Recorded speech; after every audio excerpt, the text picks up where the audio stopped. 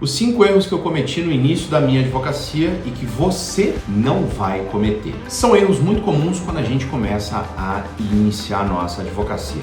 Tentar fazer tudo sem nicho, sem posicionamento, não fazer bons contratos de honorários advocatícios, não formalizá-los, ter uma operação desorganizada e fazendo por fazer, uma comunicação ineficiente, ruim com o nosso cliente e a inexistência de um marketing jurídico ou um marketing muito ruim. Faça o que eu falo, não faça o que eu fiz. Talvez esse seja o grande mote que a gente tem quando pensa nesses 5 erros. Eu sou o Paulo Souza, advogado e professor há vários anos e quero trazer um pouco da minha experiência na advocacia com você. De maneira simples, repita aqui comigo: sucesso no cível não é sorte, é nicho, é contrato, é operação, é comunicação e é captação informativa. Com base nesses 5 pilares, você evita os 5 erros que eu tive quando comecei a iniciar. Primeiro erro. O primeiro erro é a falta de nicho, a falta de posicionamento. Isso significa que eu não posso atuar fora do meu posicionamento? Esse é o principal erro que eu vejo por aí.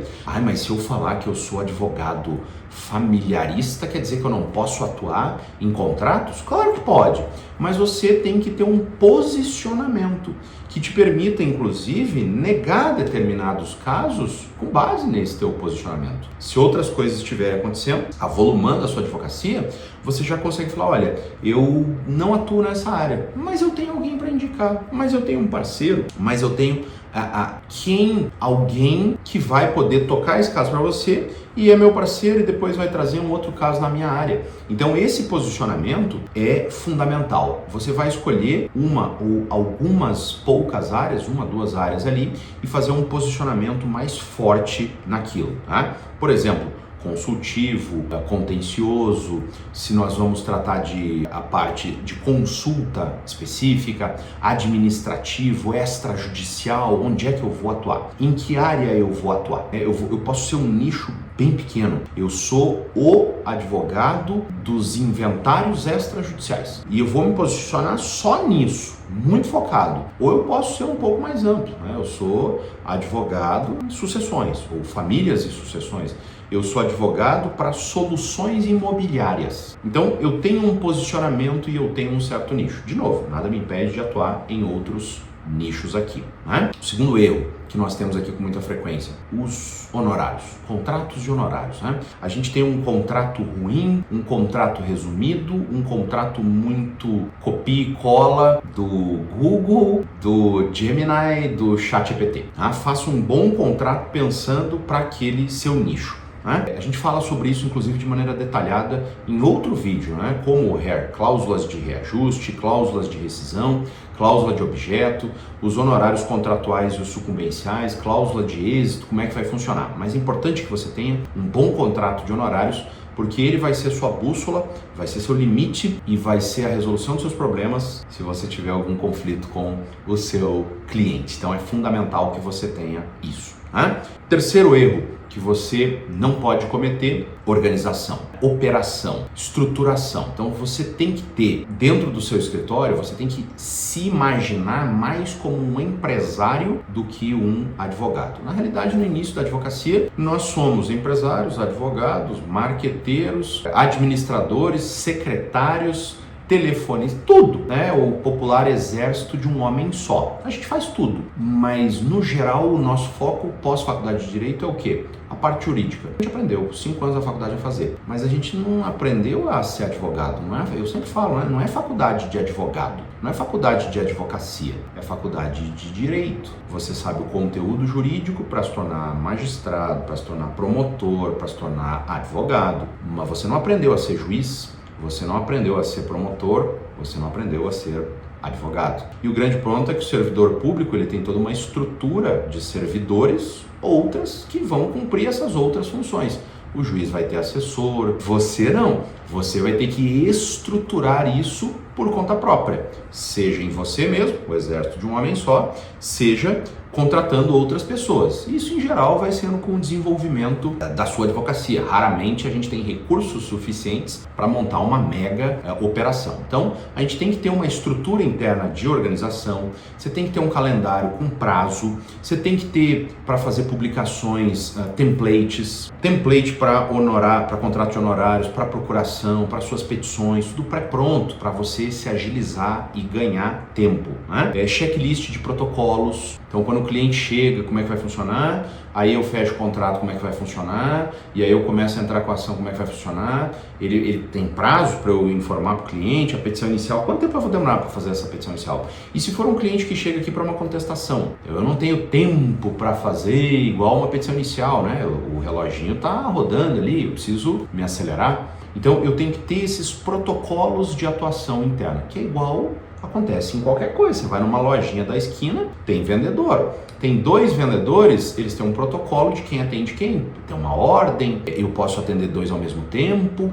E como é que fica a divisão de comissão? Tudo. Por mais simples que seja a operação, tem um protocolo, um checklist que a gente vai fazendo. Então faça esse checklist. O quarto erro comum, muito comum, é de comunicação. A gente tem uma comunicação ruim com o nosso cliente. Primeiro, o juridiquês. Nós ficamos 5 anos sendo martelado pelo juridiquês. O uso do jargão técnico. Todo dia. E sai natural da gente esse jargão técnico. O que eu tenho que fazer? Evitar. Eu tenho que ir lá tentar falar como se fosse um vendedor mesmo. O vendedor de um produto médico, ele sabe os termos médicos daquele produto, de um aparelho de raio-x. Por exemplo, ele tem que saber, porque ele vai oferecer para um médico um aparelho de raio-x. Ele tem que saber, eu não tenho a mínima ideia dos pontos técnicos, né? Mas ele tem que saber daquilo. Só que ele não vai falar como um médico. Esse é o grande ponto, né? Segundo, sempre trazer um resumo daquilo que foi combinado. Se tem uma reunião, ao final da reunião, fala, olha, a gente terminou a reunião, isso. Eu dou um exemplo, essa semana mesmo. Eu fiquei aqui com uma cliente de um caso bastante complicado que nós temos e eu fiquei praticamente 1h30 em reunião com ela, fixando, por quê? Para oferecimento de uma proposta de acordo. Abriu-se a possibilidade de um acordo. E aí, o que eu fiz no final da reunião? Então, pera lá, vamos retomar aqui os pontos do acordo. São esses aqui. Terminou a reunião, o que eu fiz? Mandei um e-mail e mandei por mensagem do celular do escritório, né, o WhatsApp do escritório, falando, olha, por favor, dê um confere no teu e-mail para ver se está tudo certo. E tem o checklist dos pontos do acordo, para depois ninguém falar que fui eu que enfiei acordo goela abaixo, para depois ninguém falar que não foi isso que foi combinado. Foi sim. Manter um canal atualizado um canal formalizado para as atualizações, WhatsApp, e-mail, qualquer coisa, mas tem que ter um canal oficial de relacionamento para evitar essa coisa muito pessoalizada, assim, que dá ares de que você não sabe o que está fazendo. E sempre nessa comunicação, o cliente quer saber de prazo, sempre tentar trazer prazos bem realistas aí para ele. É fundamental para controle e criação de expectativa. E o quinto e último ponto, erro que eu cometi lá atrás, marketing. Eu fiz 0 marketing quando comecei a advogar, vou te falar bem a verdade, né? É importante a gente fazer um funil simples de marketing, nada daquelas pirotecnias de marketing de empresas de milhões. Não faz nem sentido. Você não tem pessoas para fazer isso, você não tem recursos para fazer isso, você não tem energia para fazer isso. A gente precisa fazer um funil simples, trazer um conteúdo, a partir desse conteúdo vai vir um contato, esse contato eu vou fazer um diagnóstico, desse diagnóstico eu vou fazer uma proposta.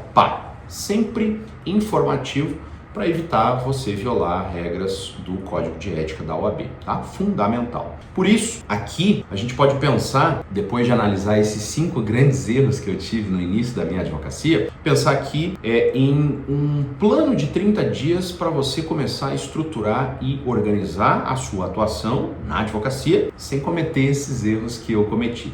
Então, nessa primeira semana, você vai definir o seu nicho de atuação, vai se posicionar numa determinada área ou grupo pequeno de áreas, mais ou menos. Segundo, vai atualizar ainda nessa primeira semana, né? Atualizar suas redes sociais aí, no Instagram você vai pôr na tua bio bonitinha, colocar uma foto legal. Hoje celulares tiram fotos muito boas, a gente não precisa contratar um fotógrafo.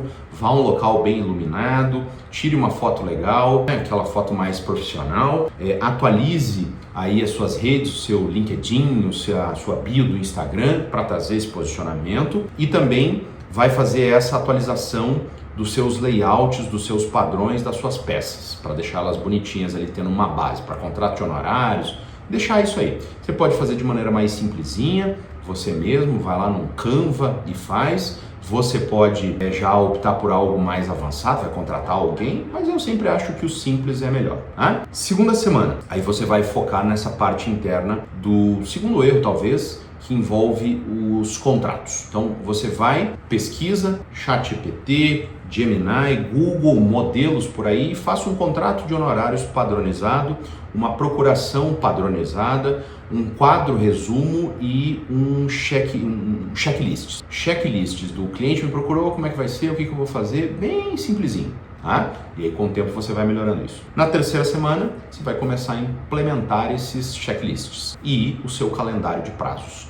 Então começa a implementar checklists e veja tudo que vai acontecer dali para frente. Você sempre vai seguir aquele padrão e o calendário de prazos. Vai se fixar prazos. E por fim, na quarta semana, você começa publicando conteúdos informativos, pelo menos 2 conteúdos informativos, né, por semana, e também vai estabelecer aí contatos para parcerias. Você vai procurar outros advogados, colegas, falar, olha, estou advogando na área X, eu foquei aqui, se você tiver alguma coisa nessa área, pode fazer uma parceria aqui junto comigo. E eu, se tiver aqui, você está advogando no quê? Em que área? Ah, porque daí eu posso trazer cliente aqui para você também, se aparecer alguma coisa, né? A gente vai fazer aqui isso, né? Então, são essas as 4 semanas, esse plano de 30 dias aí para você acompanhar, né? Primeira semana, definição de nicho e atualização. Segunda semana, os contratos, as padronizações contratuais. A terceira semana, os checklists e os calendários de prazos. E a quarta semana, a publicação de conteúdos e as parcerias. Comenta Plano 30 para você receber um cronograma editável.